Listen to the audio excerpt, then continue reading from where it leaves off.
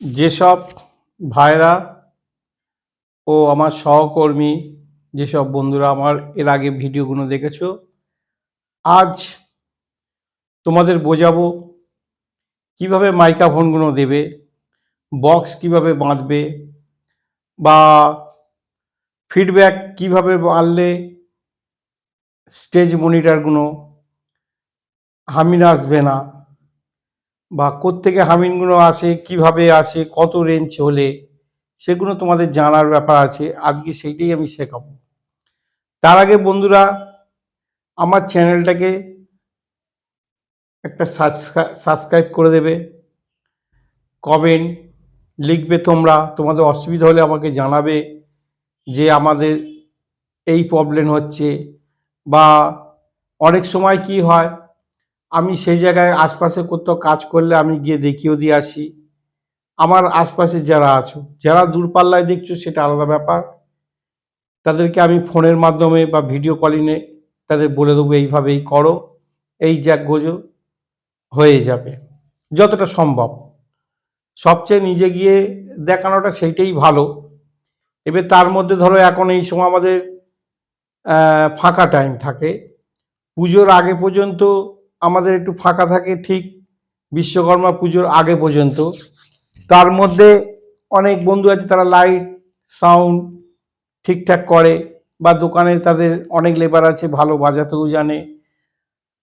তার থেকেও কিছু কিছু ভাই আছে এই সময় তোমরা শিখে নিতেও পারো। আমাকে কল করলে বা কমেন্ট যদি করো, তাতে আমি নিশ্চয়ই তাদের ফোন নাম্বার দিয়ে দেবো যার দরকার। শুধু শুধু ফোন নাম্বার দিয়ে বেকার স্ক্রিনেতে কোনো লাভ নেই। হ্যাঁ, তাতে বিরক্ত বোধ হবে যে বাবা এই ফোন নাম্বার দিচ্ছে মানে বিজ্ঞাপন দিচ্ছে ডাকার জন্য। না, এগুলো শেখার ব্যাপার থাকে। আমিও যেরকম শিখেছি তোমরাও শেখো। এই সময় দোকানে তো হলে কি হয়, একটা জিনিস বসে বসে তোমরাও সেটা আইডিয়া করে শিখতে পারবে।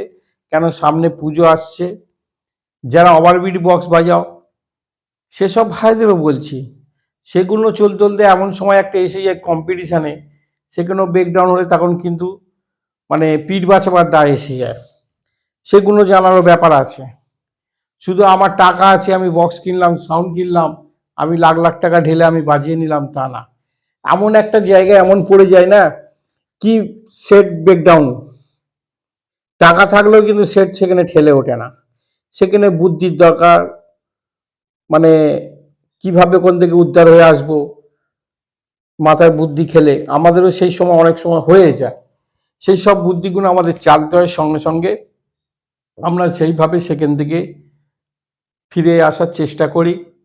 পার্টি সবসময় চাইবে সাউন্ড ডিস্টার্ব হলেই তখন কিন্তু পার্টি টাকা দেবে না, তারা একটা অজুহাত দেখিয়ে দেবে। অনেক পার্টি আছে খুব ভালো আছে, তারা বুঝে যে না কি আর করা যাবে, ইলেকট্রনিক্স জিনিস হয়ে গেছে। কিন্তু 16 আনা জায়গাটা তো সব্বার পয়সা নিয়ে তারা ভাড়া করে। ব্যক্তিগত হলে সে পার্টি হয়তো 10 টাকার জায়গা অ্যাফক সে হয়তো 8 টাকাই দিল, মানে হয়তো 20,000 টাকা ভাড়া হয়েছে, সেখানে 18,000 টাকা দিল তোমাকে, বা 16,000 টাকা দিল, দাদা এর মধ্যে আমি আর দিতে পারছি না। সেইটা হচ্ছে তোমার, যতই তুমি জানো না কেন, আমিও যত জানি না কেন, আমার চেয়ে যারা আবার নতুন জেনারেশন যারা উঠছে, তারা হয়তো আমার চেয়ে আরও বেশি ভালো জানে। যারা ডিজিটাল ডিজিটাল মিক্সার আছে, মোনো মিক্সার আছে, হ্যাঁ, আবার ইলেকট্রনিক্স মিক্সার আছে, যেটা হচ্ছে কম্পিউটার সেটিংয়ের মতন মিক্সার যেগুলো আছে এখন বার হয়েছে, সেগুলো বড় বড় ইভেন্টে চলে। হ্যাঁ, কিন্তু যতই যাই বার করো না কেন, ফিল্ডে গিয়ে যদি কোনো কারণে যদি একটা তার শর্ট হয়ে যায় বা একটা হর্ন শর্ট হয়ে যায়, আমি আউটফুট বাজাচ্ছি, তুমি ইনফুট বাজাতে এসছো, তুমি তোমার বাজিয়ে চলে গেলে, আমি কিন্তু আউটফুটে যদি তুমি যদি আমাকে ভালো করে সাউন্ড না যদি দাও, তাহলে আমি সেখানে প্রোগ্রাম বাজাতে পারবো না। পার্টিকে এবার তারা বুঝিয়ে যাবে, দাদা কি করব, আমরা তো এসছি ওই যে ওই তো আপনার আউটফুট সাউন্ড আছে ওর জন্যেই। সে তার খারাপ আছে মাল, সে দেখে নিল আমার ফল্ট আছে, সে ফল্টটাকে তোমার ঘাড়ে চাপিয়ে দেবে। সেই লজিকগুলো জানার জন্য সেগুলো শিখতে হয়। শিখতে হয় কেন, সে কিভাবে কতটা সাউন্ড দিল আমাকে।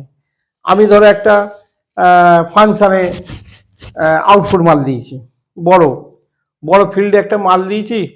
আমি তখন ভাবলাম দাদা অনেক জায়গায় আছে, আমি নিজেও গিয়ে দেখেছি তো, অনেক জায়গা আছে কি যেটা ব্যান্ডের সেট আছে, ব্যান্ডের সেটেদের কি বলে না, শালা ওদের আজকে আমরা ঠিক কাজটা করব। কি কাজটা করব না, ওদের ঠিক পাকে ফেলবো না, এটা ঠিক না। তোমাকে একটা দেখতে হবে, তুমি যেরকম বাজাতে এসছো ওই গ্রামের মধ্যেই তোমার ওখানকার সেট হোক, বাইরের সেট হোক, বা আশপাশে তুমি সবসময় ওখানে ভাড়া খাটছ, সেরকম হয়তো তোমার সেট হলো। তুমি সবসময় জানবে সে, তাকে যদি আমি হেল্প করি, সে ভালো বাজালে সেই সাউন্ডটা ভালো আমার এখানে মিক্সারেতে ঢুকবে, আমি তখন কন্ট্রোল করে ছাড়তে পারবো। তুমি যখন একটা ক্যাসেট বাজাচ্ছ বা মোবাইল থেকে একটা গান চালাচ্ছ, যেভাবে তুমি মোবাইলে জোর দেবে সেইভাবেই কিন্তু তোমার ফিল্টার হয়ে মিক্সারেতে ইন হবে, ইন হয়ে তারপর আউট হয়ে সেট থেকে বার হয়ে চলতে থাকবে।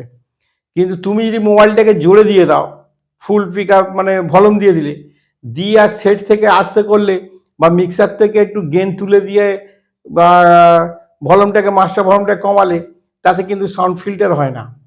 আমি যে কথাটা বলছি এই কথাটা যদি আমি আস্তে আস্তে বলি, লোক আমার কথাটা বুঝতে পারবে। আমি যদি চেঁচিয়ে কথা বলি, তখন কিন্তু লোকের কানে লাগবে, সেই চেঁচানো আওয়াজটা কিন্তু সেখানে গিয়ে কিন্তু ফিল্টার করতে পারবে না।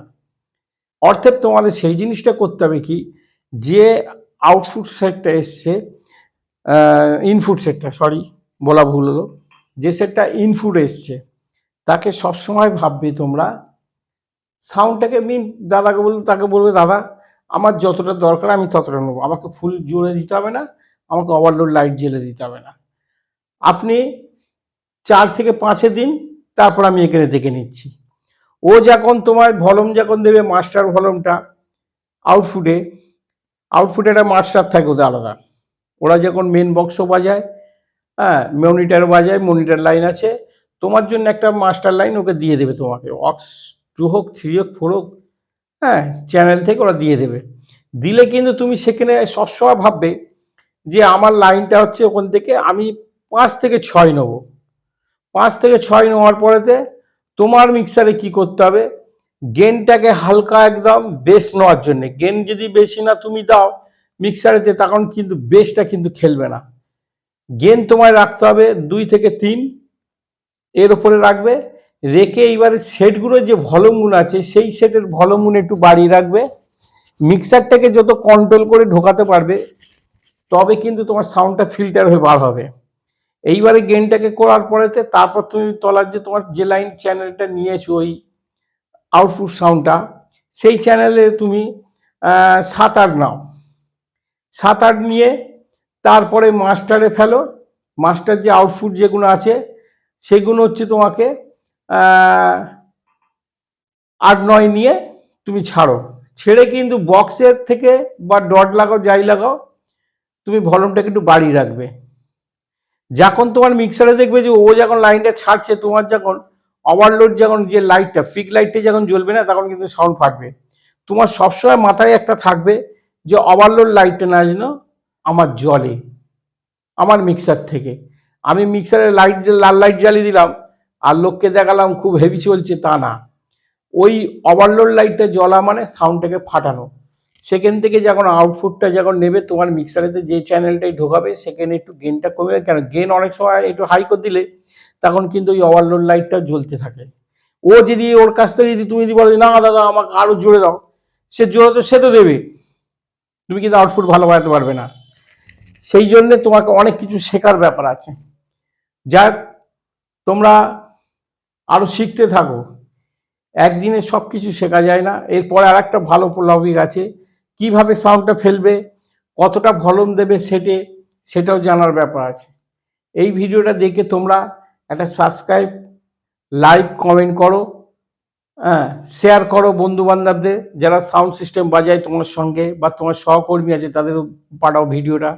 আমরা আরও ভিডিও ছাড়ছি, হ্যাঁ এটা দেখতে থাকো তোমরা, কেন আমিও চাইবো তোমরা কিছু হেল্প পাও, তোমরা করো, পরের ভিডিও দেখো, একটা চ্যানেলটাকে সাবস্ক্রাইব করে।